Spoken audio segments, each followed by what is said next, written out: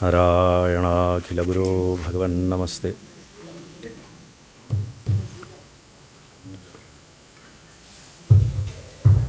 ഗുരുവായൂരപ്പാ ശരണം. മൈക്ക് ആരെങ്കിലും ഒന്ന് ശരിയാക്കാൻ തരണം, ഒട്ടും വോളിയില്ല.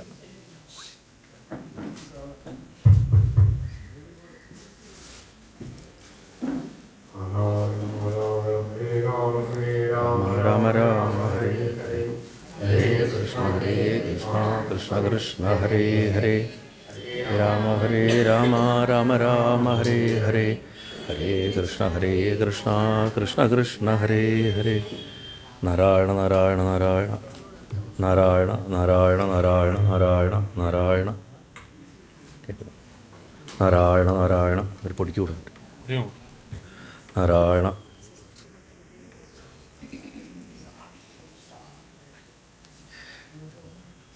കഴിഞ്ഞ പ്രഭാഷണത്തിൽ കപിലോപദേശം തുടങ്ങുന്നത് വരെ പറഞ്ഞിട്ടാണ് നിർത്തിയത്. അപ്പോൾ ഇനിയുള്ള 45 മിനിറ്റ് കപിലോപദേശം കഴിയുന്നത്ര കവർ ചെയ്യാം. കടൽ പോലുള്ളൊരു വിഷയമാണ്. അത് എത്രമാത്രം പറയാൻ പറ്റുന്നൊന്നും എനിക്കറിയില്ല. ആദ്യം തന്നെ ഈ ഭൂമിയിലെ ഉള്ള എല്ലാ സിദ്ധസംഘങ്ങളെയും മനസ്സുകൊണ്ട് നമസ്കരിച്ചിട്ട് കപിലോപദേശത്തിൻ്റെ ഒരല്പമെങ്കിലും പറയാൻ ശ്രമിക്കാം. മഹാരാഷ്ട്ര എന്ന് പറഞ്ഞു കഴിഞ്ഞാൽ സിദ്ധന്മാരുടെ നാടാണ്.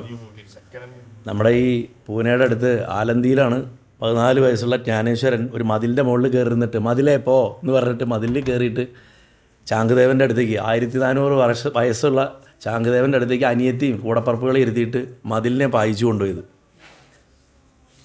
സത്യം പറഞ്ഞാൽ ഞാൻ ഇന്നലെ ഇവിടെ വന്നിരുന്നപ്പോൾ ആദ്യം ആലോചിച്ചതും ജ്ഞാനേശ്വരനെയാണ്. ഇന്ന് രാവിലെ കപിലാവതാരം കേട്ടപ്പോഴും ജ്ഞാനേശ്വരനെയാണ് മനസ്സിലാലോചിച്ചത്. കാരണം കപിലൻ ജീവിച്ച കാലം നമുക്കറിയില്ല. അദ്ദേഹം ഭഗവാൻ ഭൂമിയിൽ ആ രൂപത്തിൽ എന്നായി. പക്ഷേ ജ്ഞാനേശ്വരൻ്റെ കാലം നമുക്കറിയാം. ഈ അടുത്ത കാലത്താണ്, 18-ാം നൂറ്റാണ്ടിലൊക്കെയാണ്. 17-ൻ്റെയും 18-ൻ്റെയും ഇടയിലാണ് അദ്ദേഹത്തിൻ്റെ ജീവിതകാലം.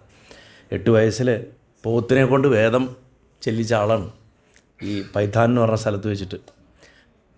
അപ്പം ഈ കപിലോപദേശത്തിൻ്റെ ഏത് നല്ല ഉപദേശങ്ങളും നല്ല ചോദ്യങ്ങളിൽ നിന്നാണ് തുടങ്ങുക. നല്ല ചോദ്യങ്ങളുടെ ഭാഗമായിട്ടാണ് നല്ല ഉത്തരങ്ങൾ കിട്ടുക. ആ ചോദ്യങ്ങൾ ആർക്കും ചോദിക്കാം. മുതിർന്നവർക്ക് പ്രായത്തിൽ ഇളയവരോട് ചോദിക്കാം, ഇളയവർക്ക് മുതിർന്നവരോടും ചോദിക്കാം. ആത്യന്തികമായിട്ട് എന്ത് കിട്ടുന്നു അല്ല, അത് മൈക്കിന് ഒരു പരിധിയുണ്ട്. എനിക്കും തൊണ്ടയ്ക്കൊരു ഇത് മതി കേട്ടോ, ഇത് കുഴപ്പമില്ല, വിൽ മാനേജ്. ഞാനെന്താ വെച്ചാൽ അധികം തൊണ്ട പൊട്ടിക്കണ്ട വെച്ചിട്ടാ. നാരായണ. അപ്പം എനിക്കെന്താ വെച്ചാൽ ആകെ 45 മിനിറ്റേ ഉള്ളൂ. അതിൽ 10 മിനിറ്റ് മൈക്ക് അഡ്ജസ്റ്റ്മെൻറ്റിൽ പോയാൽ കഴിഞ്ഞു. നാരായണ. മതി ദാറ്റ്സ് ഓക്കെ. അപ്പോൾ ഒരു ദിവസം കർദമനൊക്കെ തപസ്സിന് പോയി കഴിഞ്ഞു. പെൺമക്കളെയൊക്കെ കല്യാണം കഴിപ്പിച്ച് കൊടുത്തയച്ചു. ദേവഹൂതി മകൻ്റെ അടുത്ത് ചോദിക്കുകയാണ്, മോനെ, ഞാൻ വിഷയലോലുപതയിൽ ഒഴുകി എൻ്റെ ജീവിതം ഇത്രയും കഴിച്ചു കൂട്ടി. എത്രയോ വലിയൊരു അച്ഛൻ്റെ മകളായിട്ടാണ് ജനിച്ചത്, ഒരു മഹാത്മാവിൻ്റെ ഭാര്യയായിട്ട് ജീവിച്ചു. എന്നിട്ടും വിഷയസുഖം മാത്രം ആലോചിച്ചു. മക്കൾ, ഭർത്താവ്, എൻ്റെ ലോകം എന്നൊക്കെ പറഞ്ഞിട്ട് ഞാൻ ജീവിച്ചു. ഇന്നെനിക്ക് മനസ്സിലാവുന്നുണ്ട്, ഭർത്താവ് പോയി കഴിഞ്ഞു മോക്ഷത്തിൻ്റെ മാർഗത്തിലേക്ക്. നാളെ കപിലനും പോകാൻ തയ്യാറായിട്ട് നിൽക്കുകയാണ്. കപിലനെന്ന് വളരെ ചെറിയ വയസ്സാണ്, 14 വയസ്സോ 13 വയസ്സോ ഒറ്റേ ഉള്ളൂ. അദ്ദേഹവും കാട്ടിലേക്ക് പോകാൻ തയ്യാർ. ചുരുക്കി പറഞ്ഞു കഴിഞ്ഞാൽ ഏകാന്തമായിട്ടുള്ളൊരു അവസ്ഥയിലേക്ക് പോകും എന്നുള്ള തിരിച്ചറിവ് വരുമ്പോൾ, ഞാൻ ഇന്നലെ പറഞ്ഞല്ലോ, മരണം മുന്നിൽ വന്ന് നിൽക്കുമ്പോഴാണ് വൈരാഗ്യം വരിക. അതിന് തൊട്ട് മുമ്പുള്ള വേറൊരു സ്റ്റേജാണ് നമ്മൾ ഒറ്റയ്ക്കാവും എന്നുള്ള തിരിച്ചറിവ് വരുമ്പോൾ അപ്പോഴും വൈരാഗ്യം ഉദിക്കും. അപ്പോൾ അതുകൊണ്ട് മോനോട് ചോദിക്കുകയാണ്, ഇന്ദ്രിയങ്ങളുടെ ഇഷ്ടങ്ങളെ ചെയ്തു കൊടുത്ത് ഞാൻ ക്ഷീണിച്ചു പോയി എന്നാണ് പറഞ്ഞത്. നമ്മളൊക്കെ ക്ഷീണിച്ചവരാ. ഇന്ന് വളരെ ചെറുപ്പത്തിലേ ക്ഷീണിക്കും. ഇന്ദ്രിയങ്ങളുടെ ആവശ്യങ്ങൾ സാധിപ്പിച്ചു കൊടുത്ത് ക്ഷീണിച്ചു പോയി. അങ്ങനെയുള്ള ഞാൻ കഠിനമായിട്ടുള്ള ഇരുട്ടിലേക്ക്, അജ്ഞാനത്തിൻ്റെ ഇരുട്ടിലേക്ക് ഞാൻ വീണു പോയിരിക്കുന്നു. എനിക്ക് എവിടെ നിന്നാണ് ഒരു തൃപ്തി കിട്ടുക എന്നറിയില്ല. നമ്മുടെ ഒക്കെ കുഴപ്പം തൃപ്തിയില്ലായ്മയാണ്. എന്തിലാണ് തൃപ്തി വീഴണത്, അത് കുറച്ച് കഴിഞ്ഞാൽ തൃപ്തി ഇല്ലാതാവും. അപ്പോൾ തൃപ്തി എന്ന് പറയുന്നത് ആത്യന്തികമായിട്ട് അവനവൻ്റെ സ്വസ്വരൂപം തിരിച്ചറിയുമ്പോൾ മാത്രമാണെന്നുള്ളതാണ്. അതുകൊണ്ട് ഞാൻ മോനെ എന്ന് വിളിച്ച് തുടങ്ങി അമ്മ പറയണം, അങ്ങേ ഞാൻ ശരണം പ്രാപിക്കണു എന്നാണ് പറഞ്ഞു. അവിടെ ഗുരുനാഥനായിട്ട് കണ്ടിട്ടാണ് മകനെ നമസ്കരിക്കുകയാണ്. പ്രകൃതി പുരുഷൻ എന്നുള്ള ഈ വ്യത്യാസം, ആ തത്വത്തെ എനിക്ക് കൃത്യമായിട്ട് മനസ്സിലാക്കി തരണം. ഈ പ്രപഞ്ചത്തിൻ്റെ ഘടന, ഈ പ്രപഞ്ചം എങ്ങനെ വർക്ക് ചെയ്യണു, ഇതൊക്കെ മനസ്സിലാക്കാനുള്ള ഒരു വീട്ടമ്മയുടെ ആഗ്രഹമായിട്ട് ദേവഹൂതിയുടെ ചോദ്യങ്ങളെ കണ്ടാൽ മതി. അതിനുശേഷം അമ്മ ചില ചോദ്യങ്ങളൊക്കെ ചോദിക്കുന്നുണ്ട്. വളരെ വിസ്തരിച്ചാണ് ചോദ്യങ്ങൾ. ആ ചോദ്യങ്ങളിലേക്ക് വരാം. അതിനു മുമ്പ് കപിലൻ പറഞ്ഞ ഉത്തരം അമ്മ ചോദിച്ചത് വളരെ ഉചിതമാണ്. ഞാൻ എപ്പോഴും പറയല്ലോ, ഒരു ചോദ്യം കേട്ടാൽ അത് അപ്രീഷിയേറ്റ് ചെയ്യണം. അപ്പോഴാ ചോദിക്കുന്ന ആൾക്ക് ഫർദർ എക്സ്പ്ലോർ ചെയ്യാനുള്ളത് വരിക. മനുഷ്യർക്ക് ആത്യന്തികമായിട്ട് നന്മ വരുത്താനുള്ള ഒരൊറ്റ മാർഗം അധ്യാത്മയോഗമാണ്. മനസ്സിനെ അടക്കലാണ് ആധ്യാത്മികത. അമ്പലത്തിൽ പോക്ക്, ജപിക്കുക, ഭാഗവതം വായിക്കുക, സഹസ്രനാമം വായിക്കുക, ഇതൊക്കെ അതിൻ്റെ ഉപകരണങ്ങൾ മാത്രം. ആധ്യാത്മികത എന്ന് പറഞ്ഞാൽ മനസ്സടക്കുക. നമ്മൾ ഉപകരണങ്ങളെ പൊക്കിപ്പിടിച്ചുകൊണ്ട് അതിൻ്റെ യഥാർത്ഥ പർപ്പസിനെ വിസ്മരിച്ച് നടക്കുന്ന ആൾക്കാരായി. ഞാൻ വായിക്കുന്ന പുസ്തകം മാത്രം ശരി, നീ വായിക്കണ തെറ്റ്. ഞാൻ ജപിക്കണ മന്ത്രം മാത്രം ശരി, നീ ജപിക്കണ തെറ്റ്. ഞാൻ പോണ അമ്പലത്തിലെ ശക്തിയുള്ളൂ, നീ പോണ അമ്പലത്തിൽ ശക്തിയില്ല. ആരെങ്കിലും ഒരു നല്ല കറി ഉണ്ടാക്കുമ്പോൾ, ഞാൻ ഇന്നലെ പറഞ്ഞ മാതിരി ഈ സ്പൂണ് പറയുമോ, എന്നെ ഇട്ട് കലക്കിയതുകൊണ്ടാണ് കൂട്ടാൻ ഇത്ര സ്വാദ് വന്നത് എന്ന് ഒരു കയ്യിലോ ഒരു തവിയോ ഒരു സ്പൂണോ പറയില്ല. പക്ഷെ നമ്മളിവിടെ ചെയ്യണത് അതാണ്. ഉപകരണങ്ങളെ ഗ്ലോറിഫൈ ചെയ്യുകയും അതിൻ്റെ ഫൈനൽ റിസൾട്ടിനെ എന്താണോ അതിനെ ലഘൂകരിച്ച് കളയുകയും ചെയ്യും. അതുകൊണ്ട് ഇവിടെ അധ്യാത്മയോഗം മാത്രമാണ്, മനസ്സടക്കത്തിൻ്റെ മാർഗ്ഗമാണ് അമ്മയ്ക്ക് പറഞ്ഞു കൊടുക്കണം. എന്നിട്ട് പറയുക, അതാണ് എൻ്റെ അഭിപ്രായം അമ്മേ. കണ്ടോ ഭഗവാന്റെ സ്വഭാവം. അത് അടിച്ചു പറയില്ല, നമുക്കിട്ട് തരും. അതൊരു കളിയാണ്. കാരണം ഇവ കയറി വരുമോ, അല്ലെങ്കിൽ സംശയിച്ച് പോകണി അങ്ങനെ പോയിക്കോട്ടെ, ആ വഴിക്ക് പോയിക്കോട്ടെ. മാക്സിമം ആൾക്കാർ ആ വഴിക്ക് പോവാം. അതുകൊണ്ട് ഞാൻ സ്പഷ്ടമായിട്ട് പറഞ്ഞു തരാം, ജീവൻ്റെ ബന്ധത്തിനും മോക്ഷത്തിനും കാരണം ഒറ്റ വസ്തുവാണ്, മനസ്സ്. ഇത് ഭിക്ഷുഗീതയിൽ വരും. ഇനി ഭിക്ഷുഗീതയിൽ ഇതിൻ്റെ എലാബറേഷൻ വരും. ഇവിടെ അത് ഭഗവാൻ പറഞ്ഞു കൊടുക്കണം ഉദ്ധവന്. ബന്ധത്തിനും മോക്ഷത്തിനും കാരണം മനസ്സാണ്. വിഷയങ്ങളിൽ മുഴുകിയ മനസ്സുണ്ടെങ്കിൽ അത് ബന്ധനത്തിന് കാരണമാവും, അറ്റാച്ച്മെൻ്റ് ഉണ്ടാക്കും. വിഷയങ്ങളിൽ നിന്ന് വേറിട്ട അനാസക്തമായിട്ട മനസ്സ് മോക്ഷത്തിനും കാരണമാവും. ഒരേ വസ്തുവിനെ എങ്ങനെ രണ്ടായിട്ട് ഉപയോഗിക്കാമെന്നാണ് ഇന്നലെ ഞാൻ നിർമ്മലാനന്ദ സ്വാമി പറഞ്ഞില്ലേ. മനസ്സിൻ്റെ അപ്പുറത്തുള്ളൊരു വസ്തുവിനെ മനസ്സിലാക്കാൻ നിർഭാഗ്യവശാൽ നമ്മുടെ കയ്യിൽ ആകെയുള്ള ഉപകരണം മനസ്സ് മാത്രമാണ്. ഈ മനസ്സുകൊണ്ട് വേണം മനസ്സിനെ ഇല്ലാണ്ടാക്കാൻ. മനസ്സ് എവിടെ നിന്നാലും അറ്റാച്ച്മെൻ്റാണ്. മനസ്സ് അടങ്ങി അടങ്ങി അടങ്ങി അടങ്ങി എന്താ മനസ്സ് അനവധി ചിന്തകളുടെ ഇങ്ങനെ റോക്കറ്റ് ഒന്നുമില്ല. നമ്മളിപ്പോൾ ഈ വെടിക്കെട്ടിന് പടക്കം മേടിക്കില്ലേ, റോട്ടിലൊക്കെ വെച്ച് പൊട്ടിക്കാൻ. അപ്പോൾ ഈ റോക്കറ്റിൻ്റെ പെട്ടി മേടിച്ചിട്ട് അതിലിങ്ങോട്ട് കൊളുത്തിയിടും പിള്ളേർ. അതിന്നിങ്ങനെ പല വഴിക്ക് പോവും. ഇതുപോലെയാണ് നമ്മുടെ മനസ്സ് നോക്കിക്കഴിഞ്ഞാൽ. വിക്ഷേപങ്ങളാണ്, പല വഴിക്ക് ഇങ്ങനെ പോയിക്കൊണ്ടിരിക്കുക ഓരോ സെക്കൻഡും.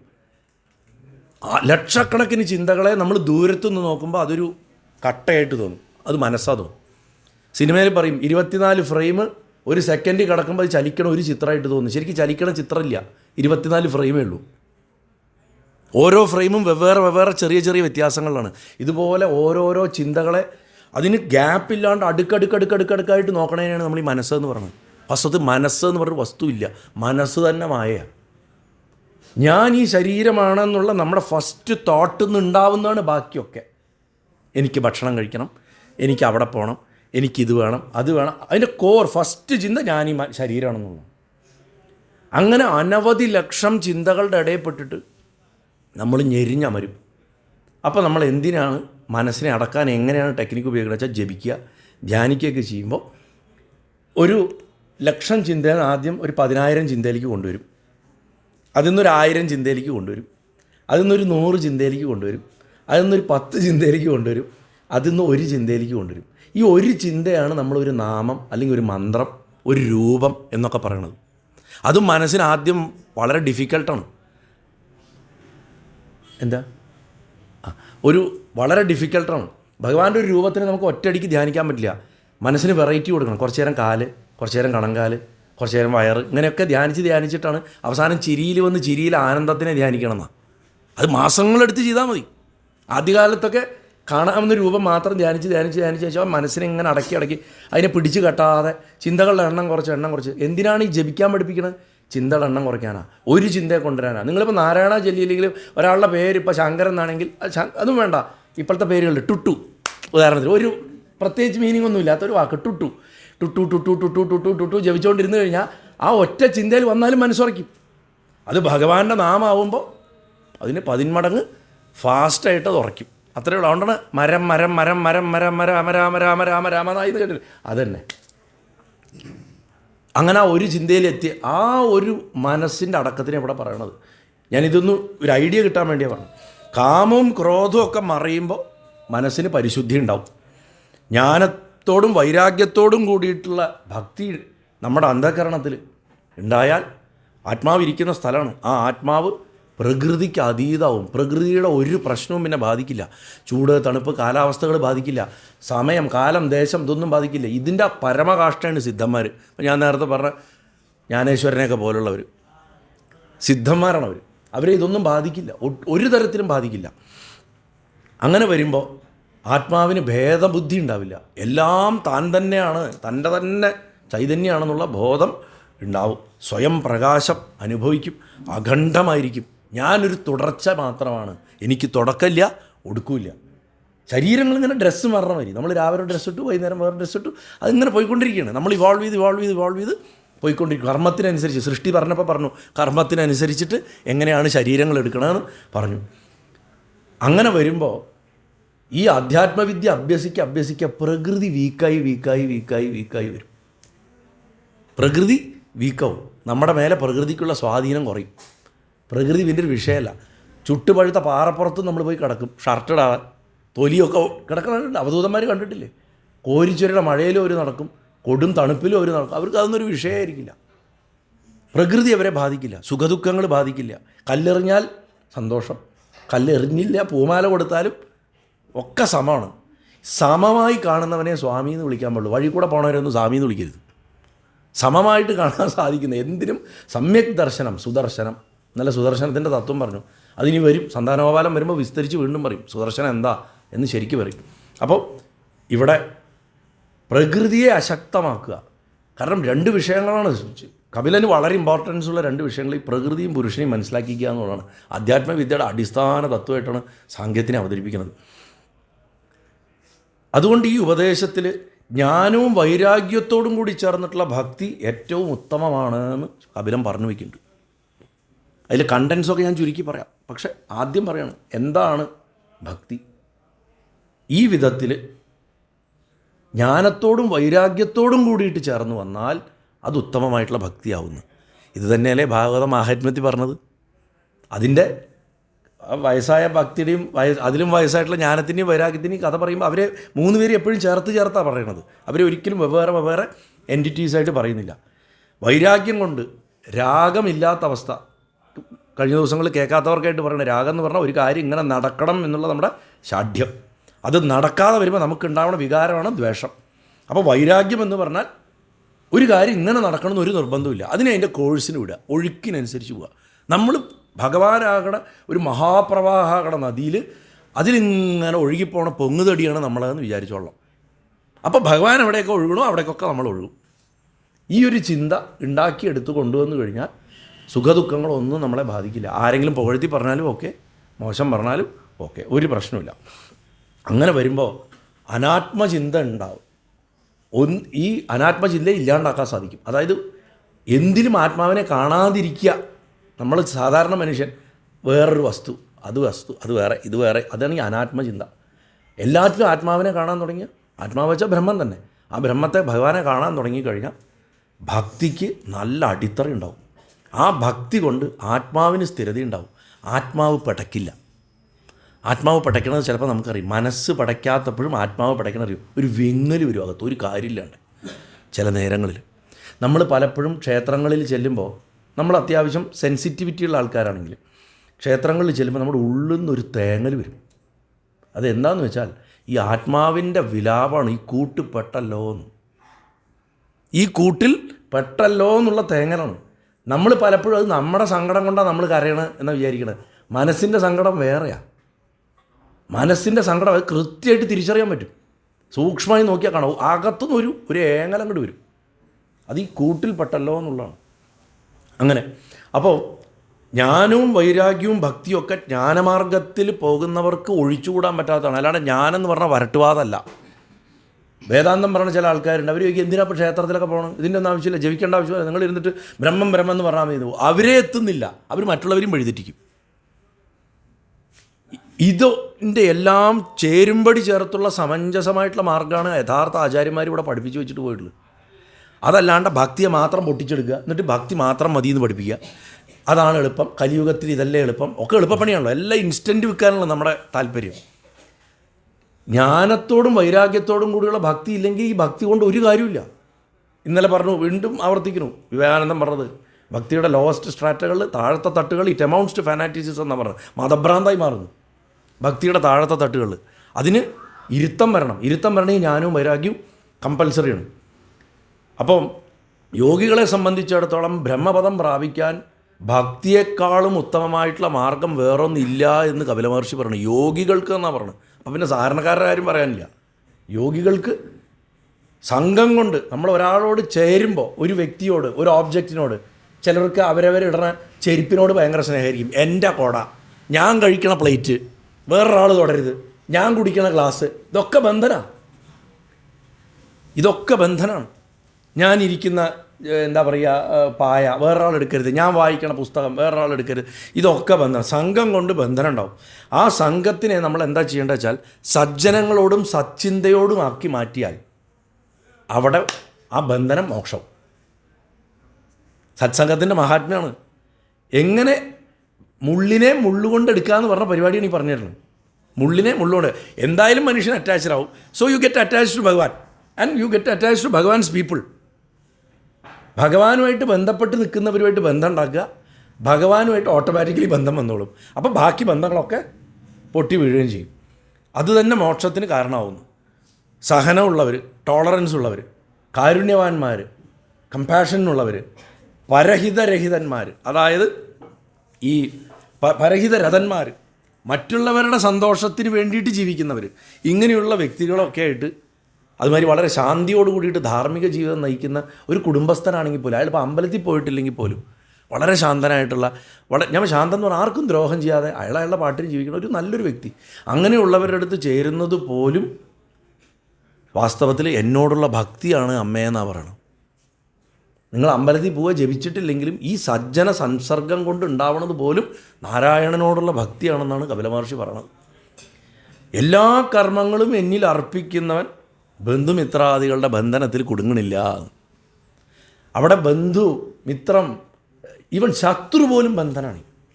ശത്രു എത്ര വലിയ ബന്ധനാണെന്ന് അറിയോ? ഞാൻ വിദ്വേഷഭക്തി എൻ്റെ യൂട്യൂബിൽ കിടപ്പുണ്ട്, കേട്ടു നോക്കൂ. 18 സ്റ്റെപ്സ് ചാനലിൽ പോയി കഴിഞ്ഞാൽ കാണാം. ഈ കഴിഞ്ഞ അടുത്ത കാലത്ത് തിരുവനന്തപുരത്ത് പറഞ്ഞതാണ് എങ്ങനെയാണ് നമ്മൾ കുടുങ്ങണമെന്ന്. നമ്മൾ ഏറ്റവും കൂടുതൽ കുടുങ്ങണം നമ്മുടെ ശത്രുതകളിലാണ്. നമ്മൾ ഏറ്റവും കൂടുതൽ ആലോചിക്കണം നമ്മുടെ ശത്രുവിനെയാണ്. നമുക്കൊരു നല്ലത് വന്നാൽ വീട്ടിൽ വിളിച്ച് പറഞ്ഞതിന് മുമ്പ് അത് ഫേസ്ബുക്കിലിടും. നമ്മൾ എന്തിനറിയോ? നമ്മളെ പറയണം, കാണണം, നമ്മൾക്ക് എതിരെ നിൽക്കണം, കാണണം നമ്മുടെ വിജയം. അതിന് വേണ്ടിയിട്ട് നമ്മൾ ഫേസ്ബുക്കിലിടും. നമുക്കൊരു പണി കിട്ടിയാലോ എവിടെ അറിയിച്ചില്ലേ, വീട്ടിലറിഞ്ഞാലും കുഴപ്പമില്ല, നാട്ടിലാരും അറിയരുത്, ആ ശത്രു ഒരിക്കലും അറിയരുത്, എനിക്കൊരു അപമാനം ഉണ്ടായിരുന്നു. അതിനു വേണ്ടി നമ്മൾ മാക്സിമം കാര്യങ്ങൾ ചെയ്യും. അപ്പോൾ എപ്പോഴും ഏറ്റവും കൂടുതൽ ചിന്തിക്കുന്നത് ശത്രുവിനെയാണ്. അപ്പോൾ ശത്രു ബന്ധനമാണ്. നമ്മൾ പലപ്പോഴും വിചാരിക്കണു എനിക്കയാളെ വെറുപ്പാണ് എന്ന് പറഞ്ഞാൽ അതാണ് ഡിറ്റാച്ച്മെൻ്റ് എന്നാ. വെറുത്താൽ ഏറ്റവും വലിയ അറ്റാച്ച്മെൻറ്റാണ്. ഒരാളെ നമ്മൾ വെറുക്കാൻ തുടങ്ങുമ്പോൾ സ്നേഹിച്ചതിനെക്കാട്ടിലും ശക്തമായിട്ടുള്ള അറ്റാച്ച്മെൻറ്റാണ് ഉണ്ടാവുന്നതോടെ. നമ്മളതിനെ മനസ്സിലാക്കുന്നില്ല. അപ്പോൾ ഇവിടെ അനന്യഭക്തിയോട് കൂടിയിട്ട് ഭഗവാനിൽ നിരന്തര സമർപ്പണം ചെയ്തുകൊണ്ടിരിക്കുക. ഇതാണ് ഞാൻ എപ്പോഴും എല്ലാ പ്രഭാഷണങ്ങളും ഇവിടെയും കഴിഞ്ഞ 3 ദിവസമായിട്ടും ആവർത്തിക്കുന്ന കാര്യമാണ്. രാവിലെ എണീച്ച് രാത്രി കിടന്നുറങ്ങുന്നവരെയുള്ള നല്ലതും ചീത്തയും മുഴുവൻ ഗുരുവായൂരപ്പന് കൊടുത്തുകൊണ്ടേയിരിക്കുക. അത് ബ്രഹ്മാണ്. ഈ ചതുർബാഹുവായിട്ടുള്ള രൂപത്തിലേക്കല്ല സമർപ്പിക്കേണ്ടത്, നിരാകാരനായിട്ടുള്ള പ്രപഞ്ചശക്തിയായിട്ടുള്ള ആ ഗുരുവായൂരപ്പനിലേക്ക് സമർപ്പിച്ചുകൊണ്ടിരിക്കുക. അങ്ങനെയുള്ളവർക്ക് സദാ എൻ്റെ കഥ പാടുന്ന സ്വഭാവമായിരിക്കുന്നു. കാരണം എല്ലാറ്റിലും ഭഗവാനെ കാണുമ്പോൾ നമ്മളതിലൊക്കെ ഭഗവാന്റെ ഒരംശം കൊണ്ടുവരും. സമയമില്ലാത്തതുകൊണ്ട് ഇനി ശരിക്കൊരു മന്ത്രിയുടെ കഥയുണ്ട്. ഞാൻ ഇന്ന് ഉച്ചയ്ക്ക് ശേഷം സമയമുണ്ടെങ്കിൽ ഞാൻ പറഞ്ഞുതരാം. ഇത് മനസ്സിലാക്കാൻ ഏറ്റവും നല്ലൊരു കഥയാണ്. എന്ത് സംഭവിച്ചാലും ഗുരുവായൂരപ്പൻ്റെ ഇഷ്ടം എന്ന് പറയണത്. ഇനി സമയം കിട്ടിയില്ലാണ്ടെങ്കിൽ നേരത്തെ പറയാം. ജ്ഞാനപ്പാന 1-ാം ദിവസത്തെ പ്രഭാഷണമുണ്ട് യൂട്യൂബിൽ. അത് കേട്ട് കഴിഞ്ഞാൽ ഈ പറഞ്ഞതിൻ്റെ അർത്ഥം കൃത്യമായിട്ട് മനസ്സിലാവും. ഇത് എങ്ങനെ ജീവിതത്തിൽ പ്രാവർത്തികമാക്കണമെന്നും മനസ്സിലാവും. അപ്പോൾ എന്നിട്ട് പറയുക, അതുകൊണ്ട് ഒരു സാധാരണ മനുഷ്യൻ ചെയ്യേണ്ടത് നിരന്തര സ്മരണയും നിരന്തര സമർപ്പണമാണ് അമ്മയെ ചെയ്യേണ്ടത്. ഇതാണ് ഇതിൻ്റെ ബേസിക്സ്. ഇനി അമ്മയുടെ ചോദ്യങ്ങൾ ചോദിക്കൂ എന്ന് പറയുമ്പോൾ ആ ദേവി വളരെ വിസ്തരിച്ചിട്ട് ചോദ്യങ്ങൾ ചോദിക്കണം. ആ ചോദ്യങ്ങളൊക്കെ ഒന്ന് ആദ്യം കേട്ടതിന് ശേഷം നമുക്കതിൻ്റെ അന്തസത്ത ഒന്ന് ചുരുക്കി നോക്കാം. ഒന്ന് അമ്മ ചോദിക്കുക, എങ്ങനെയാണ് ഞാൻ ഈ സാംസാരികമായിട്ടുള്ള ബന്ധനങ്ങളിൽ നിന്ന് ഈ മായയെന്നും പുറത്ത് കിടക്കുക? ഈ സംസാര കടലിനെ എങ്ങനെ ഞാൻ തരണം ചെയ്യും? എനിക്ക് എപ്പോൾ മോക്ഷം കിട്ടും? ഇതാണ് ഒന്നാമത്തെ ചോദ്യം. നമ്മൾ മെറ്റീരിയൽ ബോണ്ടേജ് ഉണ്ട്, നമ്മുടെ ഭൗതിക വസ്തുക്കളോടുള്ള നമ്മുടെ കെട്ടുപാട്. ഇതിന്ന് രക്ഷപ്പെടാനുള്ള മാർഗ്ഗമാണ് അമ്മ ആദ്യം ചോദിക്കണം മകൻ്റെ അടുത്ത്. രണ്ടാമത് ചോദിക്കുകയാണ് അവനവൻ്റെ സ്വരൂപം എന്താ എന്നറിയാൻ. എന്താണ് ആത്മാവിൻ്റെ സ്വരൂപം? അതെങ്ങനെയാണ് ശരീരത്തിൽ നിന്ന് വ്യത്യാസമാവുന്നത്? ഈ ഭൗതികമായിട്ടുള്ള വസ്തുക്കളിൽ നിന്നൊക്കെ അതെങ്ങനെ വ്യത്യാസപ്പെട്ടിരിക്കണോ? രണ്ടാമത്തെ ചോദ്യം. മൂന്നാമത്തെ ചോദ്യം ചോദിക്കണം, എന്താണ് പരമമായിട്ടുള്ള ലക്ഷ്യം? എന്താണ് ഒരു ജീവിതത്തിൻ്റെ, ഒരു മനുഷ്യജന്മത്തിൻ്റെ പർപ്പസ് എന്താ? എങ്ങനെയാണ് ഒരാൾക്കത് കിട്ടാൻ സാധിക്കുക? അടുത്ത പ്രധാനപ്പെട്ട ചോദ്യമാണ്. 3 ചോദ്യങ്ങൾ. അത് കഴിഞ്ഞാൽ ചോദിക്കുകയാണ്, ഏത് വഴിക്ക് പോയാലാണ് എളുപ്പത്തിൽ അജ്ഞാനം മാറ്റാൻ സാധിക്കുക? മെല്ലെടുത്താൽ മതി, സാവകാശം എടുത്താൽ മതി. മോക്ഷം നേടാനുള്ള മാർഗം എന്താണ്? എത്ര എളുപ്പത്തിൽ നമുക്കത് നേടാൻ സാധിക്കും എന്ന് ചോദിച്ചതിന് ശേഷം എങ്ങനെയാണ് ഈശ്വരനോടുള്ള ഭക്തി മോക്ഷത്തിന് കാരണമാവണത്? അതൊരു പ്രധാന ചോദ്യമാണല്ലോ. ഭക്തരായിട്ടുള്ള എല്ലാവരുടെയും ചോദ്യമാണ്, എങ്ങനെയാണ് ഭക്തി മോക്ഷം തരണത്? അതെങ്ങനെയാണ് മറ്റു മാർഗങ്ങളുമായിട്ട് കമ്പാരിസൺ വരുന്നത്? കർമ്മയോഗം, ജ്ഞാനയോഗം, ധ്യാനയോഗം, ഇതുമായിട്ടൊക്കെ കമ്പയർ ചെയ്യുമ്പോൾ ഭക്തിയുടെ ഇഫക്റ്റീവ്നെസ് എത്രമാത്രമാണ്? പിന്നെ ചോദിക്കുകയാണ്, സത്സംഗത്തിൻ്റെ മഹിമ പറഞ്ഞല്ലോ. സത്തുക്കളുമായിട്ടുള്ള സംഘം എങ്ങനെയാണ് അറിവുണ്ടാക്കുന്നത്? എങ്ങനെയാണത് ഭക്തി വർദ്ധിപ്പിക്കുന്നത്? എങ്ങനെയാണത് മോക്ഷത്തിന് കാരണമാവണത്? അവസാനം ചോദിക്കുക, ഒരാൾക്ക് എങ്ങനെയാണ് ഭഗവാനെ തിരിച്ചറിയാൻ പറ്റുക അവനവനിൽ? അതെങ്ങനെയിരിക്കും? അതിൻ്റെ സ്വരൂപം എന്താ? ഗുരുവായൂരപ്പനെ നമ്മുടെ ഉള്ളിൽ സാക്ഷാത്കരിക്കുക എന്ന് പറഞ്ഞാൽ അതെങ്ങനെയാണ് എന്നാണ് ചോദിക്കുന്നത്. അതിനെ എങ്ങനെയാണ് നമുക്ക് അതിന് തടസ്സമായി നിൽക്കുന്ന ഈ ബാഹ്യലോകത്തിനെ നമ്മൾ എങ്ങനെ മറികടക്കും ആ ഭഗവാനിലേക്ക് കടന്നു ചെല്ലാൻ? ഒരു യഥാർത്ഥ ഭക്തനെ സംബന്ധിച്ചിടത്തോളം വിഗ്രഹം പോലും തടസ്സമാണ്. വിഗ്രഹം പോലും തടസ്സമാണ്, ഗേറ്റാണ്. എല്ലാ വിഗ്രഹങ്ങളും ഓരോ ഗേറ്റാണ്. ആ ഗേറ്റും തുറന്ന വളപ്പിലേക്ക് കയറണം. നമ്മളൊക്കെ ഗേറ്റിൻ്റെ മുന്നിൽ ചെന്ന് നിന്നിട്ട് വിളിച്ചുകൊണ്ടിരിക്കുക. ഗേറ്റല്ല ഭഗവാൻ, വിഗ്രഹങ്ങൾ ഗേറ്റാണ്. അത് എത്ര ഗ്രേറ്റ് ആണെങ്കിലും. ഗുരുവായൂരപ്പൻ്റെ ഒക്കെ പോലുള്ള അപൗരുഷേയ വൈകുണ്ഠ വിഗ്രഹമാണ്, അതുപോലും മായയാണ്. കാരണം അതിന് ഒടിവും ചതവൊക്കെ ഉണ്ട്. ഞാൻ ഇടയ്ക്ക് പറയും, നിങ്ങളെന്താ ഈ ഷഹൻഷാനുമാരി നിൽക്കണമെന്ന് ചോദിക്കും. കൈയൊക്കെ മെറ്റലിട്ടിട്ടാണ്. ഷഹൻഷാ അങ്ങനെയല്ലേ? അമിതാഭ് ബച്ചൻ്റെ സിനിമ കണ്ടിട്ടില്ലേ? നമ്മുടെയൊക്കെ ചെറുപ്പകാലത്ത് വന്ന പടമാണത്. ഈ കൈ ഫുൾ മെറ്റലാണ് ഗുരുവായൂരപ്പൻ്റെ. കാരണം അമ്പലപ്പുഴ ആറ്റിൽ നിന്ന് എടുക്കുമ്പോൾ മുള കൊണ്ട് കുത്തിയതാണ്, പൊട്ടിപ്പോയി, മാറ്റാനും പറ്റില്ല. ഇന്നലെ പറഞ്ഞല്ലോ വിഗ്രഹം മാറ്റട്ടെ ചോദിച്ചപ്പോൾ കൽപ്പുഴ പറഞ്ഞ കഥയും. അപ്പോൾ പിന്നെ അറിവില്ലായ്മയുടെ സ്വഭാവം എന്താണ്? എന്താണ് ഈ അറിവില്ലായ്മ ഉണ്ടാക്കുന്നത്? ഈ അവിദ്യ, ഞാൻ ശരീരമാണെന്നുള്ള ബോധം ഉണ്ടാക്കുന്നത് ആരാ, എന്താ, എങ്ങനെയാണ്? ഈ പുറത്തെ ലോകത്തിൻ്റെ കാഴ്ചകളോടും വസ്തുക്കളോടും എങ്ങനെയാണ് നമുക്ക് ഇത്ര ഒട്ടൽ വരുന്നത്? ഇതിനെ എങ്ങനെ മറികടക്കാം? 9ാമത്തെ ചോദ്യമാണ്, ഭക്തി എങ്ങനെ പരിശീലിക്കണം എന്നാണ് ചോദിക്കുന്നത്. മകനോട് ചോദിക്കുക. 10ാമത്തെ ചോദ്യമാണ് ഏറ്റവും രസം. എങ്ങനെയാണ് ഭഗവാന്റെ അനുഗ്രഹം നമ്മളെ ഈ കടലിൽ നിന്ന് രക്ഷപ്പെടാൻ സഹായിക്കുക? ഇങ്ങനെ 10 പ്രധാന ചോദ്യങ്ങൾ ആ അമ്മ ചോദിക്കുന്നുണ്ട്. കപിലോപദേശം വിസ്തരിച്ച് നിത്യേന വായിച്ച് പഠിക്കേണ്ട ഒരു ഭാഗമാണ് ശരിക്കും. ഞാനത് ചോദ്യങ്ങൾ ചുരുക്കി പറയാൻ കാരണം എന്താ വെച്ചാൽ, ഈ ചോദ്യങ്ങൾക്കുള്ള ഉത്തരം ഓരോരുത്തർക്കും അവനവൻ്റെ ജീവിത സാഹചര്യവും കർമ്മത്തിനും അനുസരിച്ചാണ് കിട്ടേണ്ടത്. എൻ്റെ ഒരു എളിയ കാഴ്ചപ്പാടതാണ്. ഞാൻ ഇതിങ്ങനെയാണെന്ന് പറഞ്ഞാൽ നിങ്ങൾ അത് വെച്ചിട്ട് പിന്നെ മറ്റ് സാധ്യതകളൊക്കെ മറന്നിട്ട് ഇതിൻ്റെ പുറകെ പോകും. ഓരോരുത്തർക്കും അനന്ത സാധ്യതയാണ് ഓരോ ചോദ്യത്തിൻ്റെ ഉത്തരം. നമ്മൾ ഓരോരുത്തർക്കും വേണ്ടത് ഭഗവാൻ എടുത്തു വെച്ചിട്ടുണ്ട്. ഒരു ആത്മാവും വേറൊരു ആത്മാവിനെക്കാട്ടിലും മുകളിലല്ല. കർമ്മത്തിൻ്റെ ലെവലിൽ മാത്രമാണ് ഈ വ്യത്യാസം നിൽക്കുന്നത്. അതുകൊണ്ട് ചിലർക്ക് പെട്ടെന്ന് ലിബറേഷൻ കിട്ടും, ചിലർക്ക് കിട്ടില്ല. ചിലർ വീണ്ടും എത്രയോ ജന്മങ്ങളെടുക്കും. ഇപ്പോൾ നേരത്തെ സാർ എൻ്റെ അടുത്ത് ചോദിച്ച പോലെ വളരെ ചെറിയ കുഞ്ഞുങ്ങൾ എന്തുകൊണ്ട് മരിച്ചു പോകണു യുദ്ധങ്ങൾ പോലുള്ളതിൽ വലിയ ഡിസ്ട്രക്ഷൻസ് വരുമ്പോൾ? ആ കുഞ്ഞെന്നുള്ളത് നമ്മൾ ആ കാണുന്ന കാഴ്ചയാണ്. ഞാൻ പല സ്ഥലത്തും പറയാറുണ്ട്, എനിക്ക് കുട്ടികളാണെന്നുള്ളതുകൊണ്ട് സഹതാപം കാണിക്കാറില്ല ഞാൻ. ഈ കുട്ടികൾ കാണിക്കുന്ന ചില വേണ്ടാധീനങ്ങൾക്കൊക്കെ അച്ഛനമ്മമാരെ കുട്ടിയല്ലേ പറയും. ഞാൻ പറയും അതിനെയാണ് ആദ്യം അടിക്കേണ്ടത്. കാരണം ഡ്രസ്സ് മാറി വന്നു എന്ന് പറഞ്ഞിട്ട് അകത്തിരിക്കുന്ന സാധനം എന്താണെന്നുള്ളത് നമുക്ക് അതിൽ കണ്ടറിയും. ഈ അകത്തിരിക്കുന്ന സാധനം പല അക്രമം കാണിച്ചിട്ടാണ് ഈ ശരീരം എടുത്തിരിക്കുന്നത്. അവിടെ അകത്തിരിക്കുന്ന സ്ഥാനത്തിന് ഇമ്പോർട്ടൻസ് ഉള്ളൂ, ശരീരത്തിൻ്റെ പ്രായത്തിന് ഇമ്പോർട്ടൻസ് ഇല്ല. പലപ്പോഴും മുതിർന്ന പലരും ചെയ്യണത് ക്ഷമിക്കാം, കൊച്ചുകുട്ടികൾ ചെയ്യണത് ക്ഷമിക്കാനേ പാടില്ല. കാരണം അതാ പൂർവ്വ സ്വഭാവം കാണിക്കുന്നു. പൂർവ്വ സ്വഭാവമാണത്, അത് ചെയ്തിട്ട് വന്നിട്ടുള്ളതാണത്. അത് ഇന്നും മുറിച്ചു കൊടുക്കേണ്ടത് നമ്മുടെ കർമ്മമാണ്, നമ്മുടെ ധർമ്മമാണ്. കാരണം ഇല്ലെങ്കിൽ ഇതിൻ്റെ 10 ഇരട്ടി ദ്രോഹമാണ് ഈ കക്ഷി വരും കാലങ്ങളിൽ. ഇന്നിപ്പോൾ വീട്ടിൻ്റെ അകത്തേ ദ്രോഹമുള്ളൂ, സമൂഹത്തിന് മുഴുവൻ ദ്രോഹമുള്ള കാര്യങ്ങൾ ചെയ്യും. അപ്പം കർമ്മം അവസാനിക്കുന്നതിനനുസരിച്ചിട്ടാണ് മരണം സംഭവിക്കുന്നത്. കർമ്മത്തിനനുസരിച്ചിട്ട് മരണത്തിൻ്റെ സ്വഭാവം അതിനനുസരിച്ച് വരും. വധിക്കപ്പെടാൻ ആയുധം കൊണ്ടാവാം, വിഷം കൊണ്ടാവാം, അല്ലെങ്കിൽ കാലഗതി കൊണ്ടാവാം, എന്താ അത് വാട്ടവർ. അതിന് കലക്റ്റീവ് കർമ്മം എന്ന് പറയും. ഒന്നിലധികം പേർ ഒറ്റയടിക്ക് മരിച്ചു പോകുന്നു ഒരു വലിയ ദുരന്തമൊക്കെ ഉണ്ടാകുമ്പോൾ. കർമ്മം ഒരു പ്രദേശത്ത് ആ കർമ്മത്തിൽപ്പെട്ട ആൾക്കാർ ആ പർട്ടിക്കുലർ ടൈമിൽ അവിടെ വന്ന് കൂടുകയാണ് കറക്റ്റ് ആ സമയത്ത്. ഇപ്പോൾ ഞാൻ നേരത്തെ സാർക്ക് അത് പറഞ്ഞു കൊടുത്തപ്പോൾ പറഞ്ഞു, ഇപ്പോൾ സുനാമിയുടെ വിഷയം പറയുമ്പോൾ കടലൂർ ഒരാൾ 2004 ഡിസംബർ 24 രാവിലെ കടലിൽ മുങ്ങി മരിക്കുന്നുണ്ട്. അതേ ദിവസം തന്നെ നാഗപട്ടണത്തും ഒരാളുടെ ജാതകത്തിൽ അതേപോലെ, മദ്രാസിലും അതേപോലെ, വിശാഖപട്ടണത്തും അതേപോലെ. ഈ 300 പേരുടെ ജാതകം ഒന്നിച്ച് കിട്ടിയാൽ നമുക്ക് മനസ്സിലാവും, ഓ ആ ദിവസം ഇന്ന തീയതി ഇന്ന സമയത്ത് എന്തോ ഒരു വലിയ പ്രകൃതി ദുരന്തം വരാൻ പോകുന്നുണ്ട്. ഇത് കറക്റ്റായിട്ട് കലക്റ്റീവ് ഹിസ്റ്ററി, അത് from individual history you can deduce collective history. സന്ദർഭവശാൽ പറഞ്ഞു എന്നേ ഉള്ളൂ. ഇത് കാലത്തിൻ്റെ ഇത് മനസ്സിലാക്കിക്കുക എന്നുള്ളതാണ് ഇതിലെ ഏറ്റവും പ്രധാനപ്പെട്ട കാര്യം. അപ്പോൾ ബേസിക്കലി നമ്മൾ ഈ കപിലോപദേശം പഠിക്കുന്ന സമയത്ത് നമുക്ക് അറിയേണ്ട കുറച്ച് കോർ സംഭവങ്ങളുണ്ട്. ഇത് ഈ ഗുരുവായൂരപ്പൻ്റെ ഒരു സ്വഭാവമാണ്. ഞാൻ വിചാരിക്കും ഒരു പേജിൽ നിന്ന് അവിടുന്ന് തുടങ്ങാമെന്ന്, മൂപ്പര് പേജ് മാറ്റും, ചാടിയിരിക്കപ്പോൾ. ഞാൻ അതിൻ്റെ തത്വം മുഴുവൻ പഠിപ്പിച്ചത് പറഞ്ഞിട്ട് അതിൻ്റെ മൂലതത്വം പറയാമെന്ന് വിചാരിച്ച മൂപ്പര് മൂലതത്വം പറയാം, ഫസ്റ്റ് പ്രിൻസിപ്പിൾസ് എടുത്തിട്ട് ആദ്യം വെച്ചിരിക്കണം. ഞാൻ മാറ്റിവെച്ച പേജാത്, ഞാൻ നേരത്തെ കണ്ടു മാറ്റിവെച്ചാണ്. അത് അദ്ദേഹത്തിൻ്റെ ഒരു രീതി. അത് ആദ്യം നമ്മൾ മനസ്സിലാക്കേണ്ട 2 തത്വമാണ്. പ്രകൃതി എന്താണ്, പുരുഷൻ എന്താണ്. പ്രകൃതി എന്ന് പറഞ്ഞാൽ മെറ്റീരിയൽ നേച്ചർ, പുരുഷൻ എന്ന് പറഞ്ഞാൽ കോൺഷ്യസ്നെസ്. പ്രകൃതിക്ക് ബോധമില്ല, പ്രകൃതി മാറിക്കൊണ്ടും ഇവോൾവ് ചെയ്തുകൊണ്ടേയിരിക്കും. ശരീരത്തിന് ബോധമില്ല, ശരീരം പക്ഷെ വളരുന്നുണ്ട്. അതിൻ്റെ ഓരോ ഘട്ടങ്ങൾ കടന്ന് അവസാനം അത് നശിച്ച് പഞ്ചഭൂതങ്ങളായി വീണ്ടും പുതിയ ശരീരമാവണം, മെറ്റീരിയലാവണം.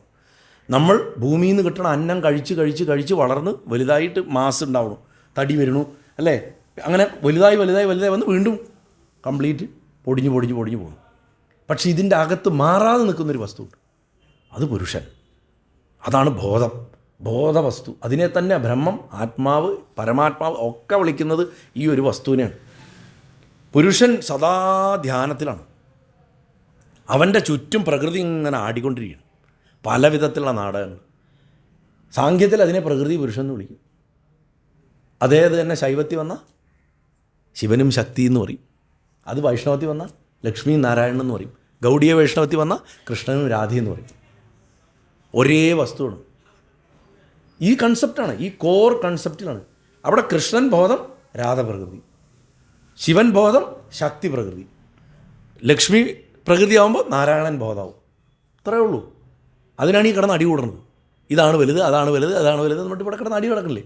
അപ്പോൾ ഈ പ്രകൃതി എന്താണ്, പുരുഷൻ എന്താണ്, പ്രകൃതിയുടെ അടിസ്ഥാന സ്വഭാവം, ആ മെറ്റീരിയൽ യൂണിവേഴ്സ് എന്ന് പറയുന്നത് 3 ഗുണങ്ങളാണ് അതിനെ ഭരിക്കണത്: സത്വം, രജസ്, തമസ്. ഞാൻ ഇന്നലെ പറഞ്ഞു, സൃഷ്ടിയുടെ ആദ്യത്തെ ഇൻഗ്രീഡിയൻസ് ചേരുവകൾ ഉണ്ടാക്കി വെച്ചു. ഇതുകൊണ്ടാണ് പ്രകൃതിയെ സൃഷ്ടിച്ചത്. ഇതിൻ്റെ പെർമിറ്റേഷൻ കോമ്പിനേഷൻസിലാണ്, കൂട്ടിയും കുറച്ചും ഉണ്ടാക്കിയിട്ടുള്ളതാണ് പ്രകൃതി. പുരുഷൻ എന്ന് പറഞ്ഞു കഴിഞ്ഞാൽ എന്നോ ഉണ്ട്, ഇപ്പോഴും ഉണ്ട്, നാളെയും ഉണ്ടാവും. എറ്റേണലാണ്, അതിന് മാറ്റമില്ല. മാത്രമല്ല അതിന് ബോധമാണ്, ശുദ്ധ ബോധമാണത്. അത് പ്രകൃതിയിൽ നിന്ന് പൂർണ്ണമായിട്ടും വ്യത്യസ്തമാണ്. അതിന് പക്ഷെ തന്നെത്താനൊന്നും ചെയ്യാൻ പറ്റില്ല. പ്രകൃതിയാണ് എന്തെങ്കിലും ചെയ്യിപ്പിക്കുന്നത്. അതുകൊണ്ടാണ് ശക്തി ഉണ്ടെങ്കിലേ ശിവനുള്ളൂ, ഇല്ലെങ്കിൽ ശവമാണ് എന്ന് പറയും. ജഡവസ്തുവായിട്ട് കിടക്കും. ബോധം എന്ന് പറഞ്ഞാൽ വെറും ബോധവസ്തു. അതുകൊണ്ടാണ് ഭഗവാൻ കിടക്കുമ്പോൾ കാളി അതിൻ്റെ മുകളിൽ നാക്ക് കടിച്ച് നിൽക്കണ ചിത്രം വരണം. ബോധവസ്തു സദാ നിശ്ചേഷ്ടമായിട്ടിരിക്കും. അങ്ങനെയാണ്. ഇത് കൃത്യമായിട്ട് മനസ്സിലാക്കി കഴിഞ്ഞാൽ പ്രകൃതി മാറുന്നതാണെന്നും ബോധവസ്തുവായിട്ടുള്ള പുരുഷൻ മാറ്റമില്ലാത്തതാണെന്നും മനസ്സിലാക്കാം. ഇതാണ് സാങ്കേത്യത്തിൻ്റെ കോർ ഐഡിയ. ഈ ഫസ്റ്റ് പ്രിൻസിപ്പിൾസ് മനസ്സിലാക്കിയാൽ നമുക്ക് ബാക്കി പഠിപ്പിക്കുന്നത് മനസ്സിലാവും. ഇത് വെച്ച് വേണം നമ്മൾ നമ്മുടെ ജീവിതത്തിനെ നോക്കിക്കാണാൻ. ഇത് വെച്ചാൽ അടുത്ത പാഠത്തിൻ്റെ അടിസ്ഥാനം വരും. എങ്ങനെയാണ് അവിദ്യ ഉണ്ടാവണം എന്ന് അമ്മ ചോദിച്ചു. അറിവില്ലായ്മ എങ്ങനെ ഉണ്ടാവണം? അമ്മയെ ബന്ധം കൊണ്ടാണ് അവിദ്യ ഉണ്ടാവുന്നത്. എവിടെ ബന്ധം? ഞാൻ ഈ ശരീരമാണ് എന്നുള്ള ചിന്ത. പുരുഷൻ പ്രകൃതിയായിട്ട് ബന്ധപ്പെട്ടിരിക്കുമ്പോൾ ഓട്ടോമാറ്റിക്കലി അവിടെ അവിദ്യ ഉണ്ടാവും. ചിന്തിക്കാൻ തുടങ്ങും, ഞാനാണ് എന്ന് പറഞ്ഞാൽ ശരത്താണ് ഈ ശരീരം എന്നുള്ള ബോധത്തിലായിരിക്കുക. എപ്പോഴൊക്കെ ആത്മാവ് തൻ്റെ ശരീരവും മനസ്സും ഇന്ദ്രിയങ്ങളും ആണെന്ന് കരുതണോ അതിനെയാണ് സംസാരബന്ധനം എന്ന് പറയുന്നത്. ഈ സംസാരബന്ധനം എന്നുള്ളത് എന്താണെന്ന് ചോദിച്ചാൽ ജനന ജീവിത മരണ ചക്രം. അതിനെയാണ് ഈ സംസാരം എന്ന് പറയുന്നത്. തമിഴ് പറഞ്ഞ സംസാരമല്ല, മലയാളത്തിലെ സംസാരമല്ല. ഈ അറിവില്ലായ്മ കൊണ്ട് അപ്പോൾ എന്ത് സംഭവിക്കും? അറിവില്ലായ്മ കൊണ്ട് ഈ തെറ്റായ അറിവാണ് ഈ അറിവില്ലായ്മ എന്ന് വിളിക്കുന്നത്. നമ്മൾ വിചാരിക്കുകയും അതൊരു അറിവല്ലേ എന്ന് ചോദിച്ചാൽ അത് തെറ്റായ അറിവാണ്. അതുകൊണ്ട് അതിനെ അറിവില്ലായ്മ, അവിദ്യ എന്ന് വിളിച്ചു. ആ വിദ്യ എന്ന് പറഞ്ഞാൽ പ്രകാശത്തിലേക്ക് നയിക്കണമെന്ന വാക്കിൻ്റെ അർത്ഥം. അപ്പോൾ പ്രകാശത്തിലേക്ക് എന്ത് നയിക്കണില്ലയോ അത് അവിദ്യ. ആ അവിദ്യ എന്തുണ്ടാക്കും? ബന്ധം ഉണ്ടാക്കും, അറ്റാച്ച്മെൻറ്റ് ഉണ്ടാക്കും. അറ്റാച്ച്മെൻറ്റ് കാരണം ആഗ്രഹം ഉണ്ടാക്കും. സ്നേഹം വന്നാൽ എക്സ്പെക്റ്റേഷൻ വരും, ശരിയല്ലേ? പ്രതീക്ഷിക്കാൻ തുടങ്ങും, ഡിസയർ ഉണ്ടാക്കും, ഇന്ന മാതിരി നടക്കണം. ഇപ്പം നല്ലൊരു കാറ് വാങ്ങിയാൽ അത് ഓടിയിട്ട് സുഖമായിട്ട് ഓടിക്കണം എന്ന് ആഗ്രഹം. ആ കാറ് പണിമുടക്കിയാൽ ഒന്നാമത്തെ ദിവസം ദേഷ്യം വന്നു, പ്രശ്നമായി. എല്ലാം നമ്മൾ വിചാരിക്കണ മാതിരി നടക്കണം. അത് കഴിഞ്ഞ് കർമ്മത്തിൻ്റെ നാച്ചുറലി എന്തുണ്ടാവും? ബന്ധമെന്ന അറ്റാച്ച്മെൻ്റ് ഉണ്ടായ ആഗ്രഹം ഉണ്ടാവും. ആഗ്രഹം നടപ്പാക്കാൻ കാര്യങ്ങൾ ചെയ്യും. കാര്യങ്ങൾ ചെയ്യുന്നതാവും കർമ്മമാവും. കർമ്മമായി എന്താവും? അത് കർമ്മ ഫലമായിട്ട് അവിടെ വാസനാരൂപത്തിൽ അകത്ത് കയറിയിരിക്കും. കൂടുതൽ കർമ്മങ്ങളുണ്ടാവും, കൂടുതൽ ചക്രത്തിൽപ്പെടും. അതുകൊണ്ട് അമ്മയോട് പറയാണ്, ഇനി മനസ്സിലാക്കേണ്ട കാര്യം സമയത്തിൻ്റെ തന്മാത്ര എന്താണെന്നാണ്. സമയത്തിൻ്റെ ഘടന എന്താണെന്ന് പഠിപ്പിക്കുന്നു. സമയം എന്ന് പറയുന്നത് ഭഗവാന്റെ ഒരു അംശം മാത്രമാണ്. നമ്മൾ സുദർശനായിട്ട് കാണുന്നത് സമയമാണ്.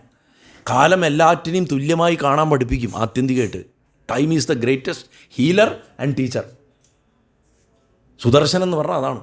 അതുകൊണ്ടാണ് കാലത്തിന് അതീതനാണ് ഞാൻ, സമയം എൻ്റെ കയ്യിലാണെന്ന് ഇരിക്കാനാണ് കാലചക്രം കയ്യിൽ പിടിച്ചിരിക്കുന്നത്. ഇനി ഇത് ശിശുമാരചക്രം എന്ന് പറഞ്ഞിട്ട് വരും കുറച്ച് കഴിയുമ്പോൾ. കുറച്ചുകൂടെ നേരം കഴിയുമ്പോൾ ഈ ശിശുമാരചക്രത്തിൻ്റെ പോർഷൻ വരും. അപ്പോഴും ധ്രുവൻ്റെ കഴിയുമ്പോൾ. ഈ കാലമാണ് സൃഷ്ടിസ്ഥിതി സംഹാരത്തിൻ്റെ ചക്രത്തിനെ ഓടിച്ചുകൊണ്ടിരിക്കുന്നു. ഉണ്ടാവുന്നു, നിലനിൽക്കുന്നു, നശിക്കുന്നു, ഉണ്ടാവുന്നു, നിലനിൽക്കുന്നു, നശിക്കുന്നു. സമയം മായയുടെ ഏറ്റവും വലിയ സിമ്പളാണ്. ശരിക്കും സമയമുണ്ടോ? അപ്പം നമ്മളിവിടെ 11 മണിയെന്ന് പറഞ്ഞു. ഇതേ മനുഷ്യൻ തന്നെ ജീവിക്കുന്ന മറ്റ് രാജ്യങ്ങളിൽ ഇന്ന് ഇപ്പോൾ വേറൊരു സമയമാണ്. ഭൂമിയിൽ തന്നെ സമയം പലയിടത്തും പലതാണ്. നമ്മൾ ഓരോരുത്തരുടെയും സമയം പലതാണ്, അല്ലേ? തലയിൽ വരാ. അപ്പോൾ അങ്ങനെ ഈ കാലം നമ്മളെ ഭൗതികമായിട്ടുള്ള നമ്മുടെ ജീവിതത്തിനോട് പിടിച്ചു കെട്ടിയിട്ടിരിക്കണം. നമ്മൾ പറയും അതൊക്കെ നല്ല കാലത്ത് നിങ്ങൾ ചെയ്തു, ഇപ്പോൾ ഇങ്ങനെയാണ്, അല്ലേ? ആരോഗ്യമുള്ള കാലം, ആരോഗ്യമില്ലാത്ത കാലം, യൗവനമായ കാലം, ബാല്യമായ കാലം, ഇതൊക്കെ കാലമാണ് നമുക്ക്. എല്ലാം കാലം. അതുകൊണ്ട് ഇതിനെയൊക്കെ മറികടക്കണമെങ്കിൽ ഒരു വസ്തുവേ ഉള്ളൂ. ഭക്തി കൊണ്ട് മാത്രമേ കാലത്തിൻ്റെ ഇഫക്റ്റിനെ മറികടക്കാൻ പറ്റുള്ളൂ. ഭക്തി കൊണ്ട് കാലത്തിൻ്റെ ശക്തിയെ മറികടക്കാൻ സാധിക്കുള്ളൂ. സമാധിയിലിരിക്കുന്നവന് സമയം പോണത് അറിയുന്നുണ്ടോ? അറിയുന്നില്ല. മാസക്കണക്കിനോ വർഷക്കണക്കിനോ ഇരിക്കും. വാൽമീകി എത്രയോ കാലം ഇരുന്ന് പുറത്ത് വന്നപ്പോൾ പുറ്റ, അല്ലേ? ഇനി 3 പ്രധാന മാർഗങ്ങൾ മോക്ഷത്തിനുള്ളത്. ഭക്തിയുടെ യോഗം ഏറ്റവും ഉയർന്ന മാർഗമായിട്ട് പറയണു. അത് ആരുടെയും പ്രചോദനമില്ലാണ്ട് ആർക്കും തടസ്സപ്പെടുത്താൻ പറ്റാത്ത ഭഗവാനിലേക്കുള്ള നമ്മുടെ ഒഴുക്കാണ്. അതിന് പ്രചോദനത്തിൻ്റെ ആവശ്യമൊന്നുമില്ല, തന്നെ വരും അതുള്ളുന്നു. കാരണം നമ്മൾക്ക് നമ്മളോടുള്ള സ്നേഹമാണത്. അക്രൂരൻ ജലത്തിൻ്റെ അകത്ത് വിഷ്ണുവിനെ കാണുമ്പോൾ നാരദൻ പറഞ്ഞു കൊടുക്കുന്നുണ്ട് പിന്നീട്, ആരുമല്ലാതെ ഞാൻ കൊല്ലാൻ കൊണ്ടുപോകണം ഈ കുട്ടിയോട് എന്തുകൊണ്ടാണ് എനിക്ക് ഇത്ര സ്നേഹം എന്ന് ചോദിക്കും. അപ്പോൾ നാരദൻ പറയാണ്, ഒരു സ്ത്രീ തൻ്റെ ഭർത്താവ് മരിക്കുമ്പോൾ എന്ത് പറഞ്ഞാൽ കരയണത്? അയ്യോ നിങ്ങൾ മരിച്ചല്ലോ എന്ന് ആരും കരയാറില്ല, എനിക്കാരും ഇല്ലാണ്ടായല്ലോ എന്ന് പറഞ്ഞാൽ കരയാന്ന്. എനിക്ക് ആരുമില്ല, അപ്പോഴും ഞാനാണ് പ്രശ്നം. ആ ഞാൻ തന്നെയാണ് ഇരിക്കണമെന്ന് ആ തേർത്തട്ടിൽ.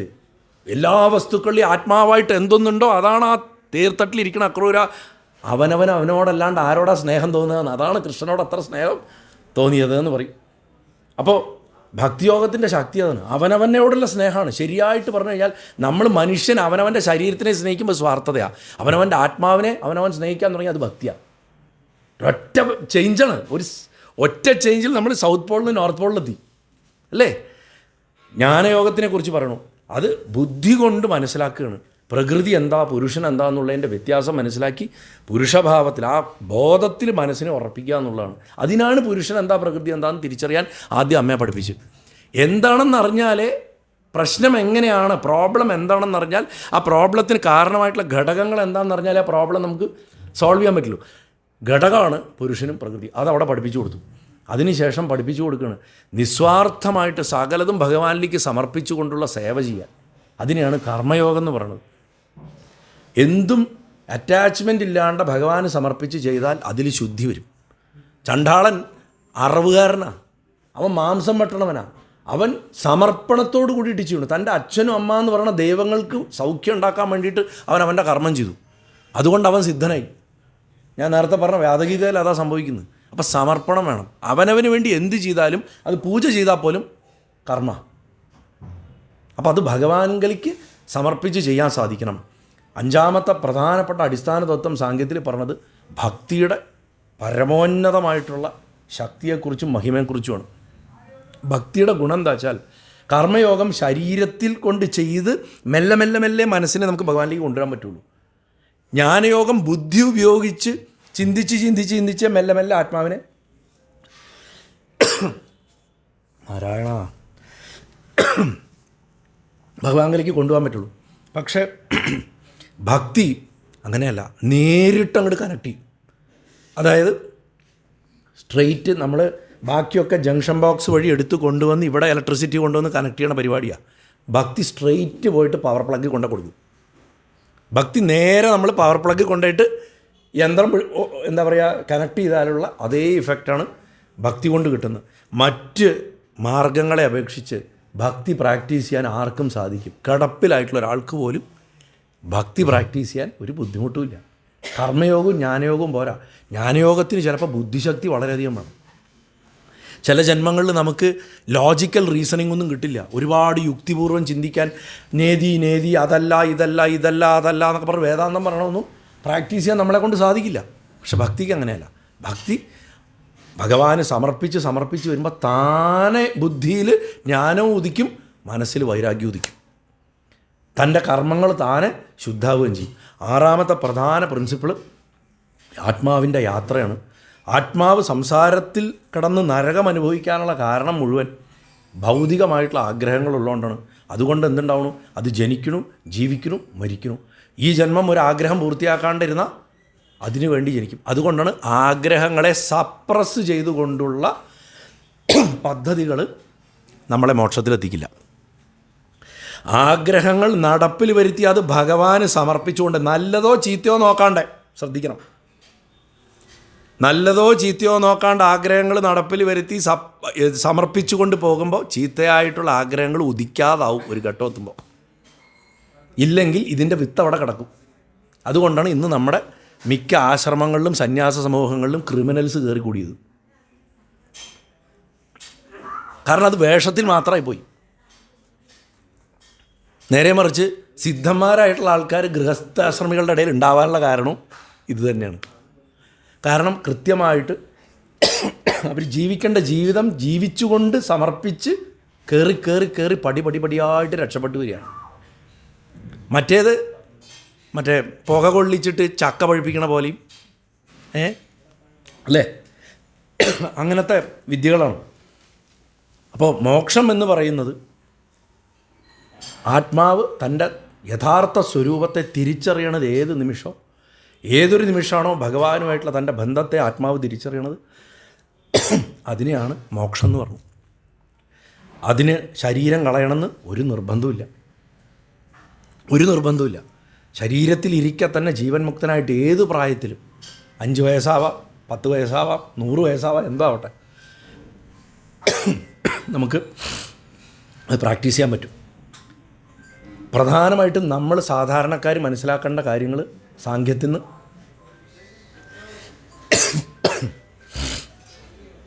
ഭൗതികമായിട്ടുള്ള നമ്മുടെ ജീവിതത്തിൽ നിന്നുള്ള ഡിറ്റാച്ച്മെൻറ്റ് നമ്മൾ അതങ്ങോട്ട് എടുത്താൽ മതി. മെറ്റീരിയലായിട്ടുള്ള നമ്മുടെ ലൈഫിൽ നിന്നുള്ള നമ്മുടെ ഡിറ്റാച്ച്മെൻറ്റ് ശീലിക്കാൻ നമ്മളാലാവുന്ന മാർഗങ്ങൾ നമ്മൾ ഉണ്ടാക്കുക. അതിന് ഏറ്റവും ലളിതമായിട്ടുള്ള മാർഗം ചെയ്യണതൊക്കെ ഭഗവാന് സമർപ്പിക്കുക എന്നുള്ള. അല്ലാണ്ട് അയ്യോ ഞാൻ ഭഗവാനിലേക്ക് പോകാൻ ആഗ്രഹിക്കണം എന്നിട്ട് എനിക്ക് ഇങ്ങനെ ജീവിക്കേണ്ടി വന്നല്ലോ എന്ന് റിഗ്രറ്റ് ചെയ്യരുത്. അഹങ്കാരത്തിനേക്കാളും വലിയ ഈഗോ ആണ് എന്നെക്കൊണ്ട് സാധിക്കണില്ലല്ലോ, ഞാൻ ഒന്നുമല്ലല്ലോ എന്നുള്ള ചിന്ത. അതിലും വേറെ അഹങ്കരിക്കുക. ഈ ഞാൻ ഒന്നുമല്ല എന്ന് പറയുന്നതാണ് ഏറ്റവും വലിയ അപകടം. അതുകൊണ്ട് ഡിറ്റാച്ച്മെൻറ്റ് ശീലിക്കാൻ ഭഗവാന് സകലത് സമർപ്പിച്ച് പോകുമ്പോൾ താനെ എല്ലാം ശരിയായി വരും. നമ്മുടെ കർമ്മം കത്തണതനുസരിച്ച്. ഭക്തിയുടെ പ്രാധാന്യത്തെ മനസ്സിലാക്കുക. ഭക്തി കുറേ വൈകാരികതയാണ്, കുറേ പൊട്ടിക്കരയലുകളാണ്, ദുർബലതയാണ്, ദീനതയാണ്. കൃഷ്ണഭക്തിയെ ദൈന്യത്തിൻ്റെ ഭക്തിയാക്കി മാറ്റി ഭക്തിപ്രസ്ഥാനത്തിൻ്റെ കാലത്തിന് ശേഷം ഭാരതത്തിനുണ്ടായ ഏറ്റവും വലിയ നാശം അവിടെയാണ്. ഭക്തി എന്ന് പറഞ്ഞാൽ അവൻ വീരനായിരിക്കണം. ഭക്തി ഞാൻ ഭഗവാന്റെ സ്വരൂപമാണെന്ന് ചിന്തിക്കണവൻ എങ്ങനെ അടിമ സ്വഭാവം കാണിക്കും? ഇത് ഭഗവാന്റെ അടിമയാണെന്ന് പറഞ്ഞിട്ട് ഈ മറ്റ് മതങ്ങളുടെ സ്വാധീനത്തിൽ ഉണ്ടായിട്ടുള്ള ഒരു വൃത്തികെട്ട സങ്കരഭക്തിയാണ് ഇവിടെ കൃഷ്ണഭക്തിയുടെ പേരിൽ പ്രചരിപ്പിക്കപ്പെട്ടത്. അതുകൊണ്ടാണ് ഇന്ന് പല സ്ഥലങ്ങളിലും സത്സംഗങ്ങൾ പോലും ദൈന്യത ഉണ്ടാക്കാനാണെന്നുള്ള പ്രചരണം ഉണ്ടാവാൻ കാരണം. അയ്യോ ഞങ്ങളെ കൊണ്ടൊന്നും പറ്റില്ല, ഭഗവാനെ നീ തന്നെ ഒക്കെ ഭഗവാൻ നമ്മളെ അങ്ങനെയല്ല ആക്കിയത്. അങ്ങനെയുള്ള ഒരാളാണോ ഗീത ഉപദേശിച്ചത്? അങ്ങനെയുള്ള ഒരാളല്ല ഗീത ഉപദേശിച്ചത്. അദ്ദേഹം നമ്മളെ ഉത്തിഷ്ഠത, ജാഗ്രത, പ്രാപ്യവരാ നിബോധത എന്ന് എന്താണോ വിവേകാനന്ദ സ്വാമി പറഞ്ഞത്, അത് പണ്ട് പഠിപ്പിച്ച ആളാണ്. അതുകൊണ്ട് ഭക്തിയിൽ നിന്ന് ഉണ്ടാവേണ്ടത് വീരതയാണ്. വീരനായിരിക്കണം സാധകൻ എന്നാണ്. അതേപോലെ സത്സംഗത്തിൻ്റെ മഹിമ മനസ്സിലാക്കണം. ഒരവസരവും കളയരുത്. മഹാത്മാക്കളുമായിട്ടുള്ള സംഘത്തിൻ്റെ അവസരം കളയരുത്.